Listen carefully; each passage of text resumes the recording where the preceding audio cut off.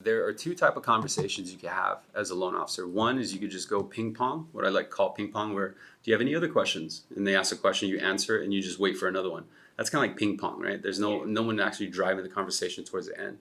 But if you can drive it to the end and almost reverse engineer. So the very first conversation, the end goal is to ultimately get their social security number and say, okay, I'm gonna start doing the research for you, right?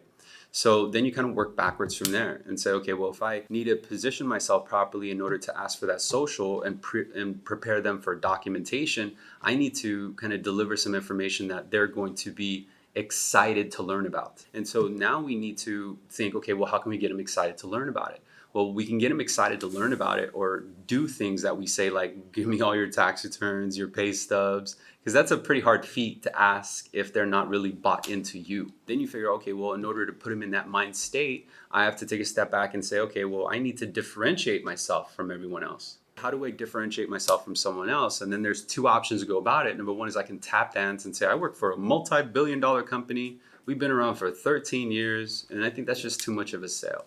What these people want is more personalization, more to be more personable. You don't want to sound like a robot. You don't want to sound like a kind of a telemarketer, because you're going to trigger a response from them. Their inner dialogue is going to say, oh, this is just a company. In other words, you're going to trigger the thought that they can speak to any other company, but you want them to talk to you and feel like, oh, I can only go to you.